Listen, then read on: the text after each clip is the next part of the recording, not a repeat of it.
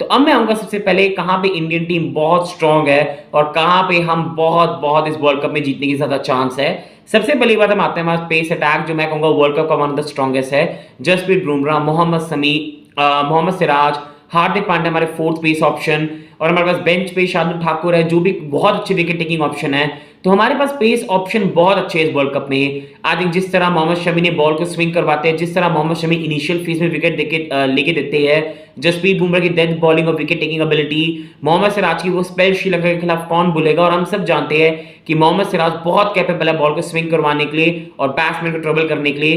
तो जहां पे बॉलर्स में थोड़ी सी भी मदद है, हमारा पेस अटैक किसी भी बैटिंग अटैक को ट्रबल कर सकता है। उसके साथ साथ अगर हम जाएंगे, हमारी इकोनॉमिकल मिडल ओवर बॉलिंग है। जडेजा बहुत कैपेबल बॉलर है रेट को स्लो करने के लिए।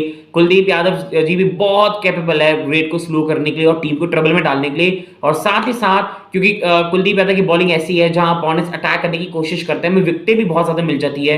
तो ये भी हमारी एक बहुत बड़ी स्ट्रेंथ है। साथ ही साथ हमारी टॉप 5 की बैटिंग बहुत स्ट्रांग है। शुभमन गिल भी वर्ल्ड के one of the most inform batter है।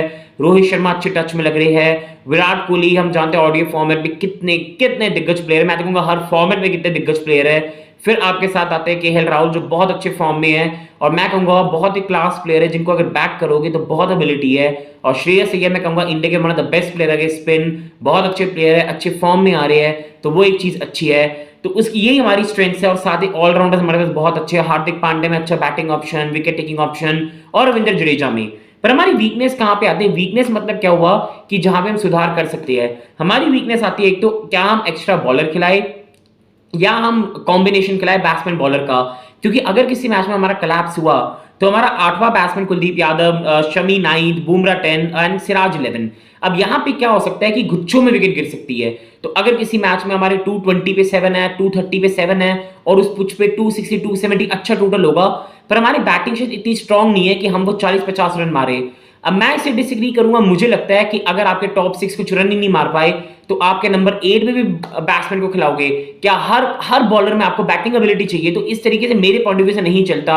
बट अगर हम इंग्लैंड को देखें, ऑस्ट्रेलिया को देखें, उनकी टीम में 10 के 10 बैट्समैन सारे के सारे बैटिंग कर सकते हैं वेदर उनके बॉलर्स हो। तो उस अकॉर्डिंग शायद वीकनेस हो सकती है। उसके साथ केएल राहुल की विकेट कीपिंग थोड़ा सा उन्होंने ऑस्ट्रेलिया सीरीज में भी डिसअपॉइंट करा। तो केएल राहुल की विकेट कीपिंग पे थोड़ा डाउट है। और इंडिया की फील्डिंग थोड़ा कुछ टाइम से अच्छी नहीं रही। कुछ टाइम से हमारी ड्रॉप कैचेस बढ़ रही है। अब शायद वो इतने इंपॉर्टेंट मैचेस नहीं है इसलिए, बट आई थिंक वो चीज है जो हम इतना अच्छा नहीं कर रहे कुछ टाइम से। साथ ही साथ left arm pacers, I think हमने जिस तरह शाहीन अफरीदी को पाकिस्तान के साथ सेकंड ओडीआई में बीट करा था वो एक बहुत बड़ा पॉजिटिव था। मिचेल साग लास्ट मैच में, पर अभी भी बड़े बड़े टूर्नामेंट में ट्रेंट बोल्ट, शाहीन अफरीदी, पिछले टाइम में मोहम्मद आमिर, हमारे बहुत हम ट्रबल होते हैं लेफ्ट आर्म पेसर सामने स्टार्क। तो आई थिंक ये चीज एक हमारी वीकनेस है जो हमें केयरफुल रहना पड़ेगा। फिर मैं आता हूं अपॉर्चुनिटी पे कि कहां पे हमारे पास अपॉर्चुनिटी है, हम जहां पे हम अपोनेंट से इवन बेटर है। मैं कहूंगा सबसे पहली बात हमारे पास ऑफ स्पिनर्स भी है, हमारे पास ऑर्थोडॉक्स भी है और चीनामैन भी है। तो आई थिंक वो चीज हमारे लिए बहुत अच्छी है। हमारे पास एक विकेट सरप्राइज बॉलर है शार्दुल ठाकुर में कि जिसको हम एक मैच में खिला सकते हैं जहां पिच पे थोड़ा बॉल रुक के आ रहा हो और शार्दुल ठाकुर हमें विकेट भी लेके दे सकते हैं और कई बार रन भी मार के दे सकते हैं मिडल में। उसी के साथ साथ आपके पास सूर्य कुमार यादव है, ईशान किशन में 2 प्लेस के ऑप्शन है कि मान लो किसी मैच में आपने अय्यर की जगह खिला लिया, किसी मैच में इवन आपने शायद हार्दिक और एसडी के 5 प्रॉपर बॉलर्स और एक्स्ट्रा बैट्समैन को भी खिला लिया, तो सूर्य कुमार यादव, ईशान किशन आपके बैटिंग इनिंग्स को बहुत अच्छे से फिनिश कर सकते हैं। उसी के साथ साथ मैं कहूंगा इंग्लैंड और ऑस्ट्रेलिया को 2 स्पिन ट्रैक्स में खेलना, लखनऊ और चेन्नई, आई थिंक वो हमारे बहुत बहुत बड़े फेवर में है। और मैं साथ ही ये भी कहूंगा कि वर्ल्ड कप में मेरे को लगता है इतनी स्ट्रॉन्ग टीमें नहीं है। तो आई थिंक ओवरऑल मैं कहूंगा India still one of the favourites है मिनिमम सेमीफाइनल में जाने के लिए। पर यहीं पे आता हूं मैं थ्रेट्स पे। थ्रेट्स का मतलब वही है कि जहां पे हमें डेंजर है। पहला तो मैं हमेशा की तरह लेफ्ट आर्म पेसर कहूंगा जो मैं रिपीट भी नहीं करना चाहता। साथ ही साथ मैं कहूंगा अहमदाबाद में पाकिस्तान के साथ मैच, क्योंकि अहमदाबाद एक ऐसी पिच है जहां पर बाउंस करती है और स्पेसी पिच है, तो वहां पे हैरिस राउफ का भी हमें डर रहेगा, तो हमें वो केयरफुल रहना पड़ेगा। और साथ ही साथ थोड़ा सा हमारा बिग मैच में प्रॉब्लम होते हैं। हम सब जानते हैं कि जब सेमीफाइनल आता है, कभी फाइनल आता है, हम बस फाइनल स्टेजेस में मिस्टेक्स कर देते हैं। पूरा टूर्नामेंट अच्छा खेलते हैं, फाइनल इंपॉर्टेंट मैच में हम मिस्टेक्स कर देते हैं। तो वो चीज मैं चाहूंगा इंडिया सुधारे।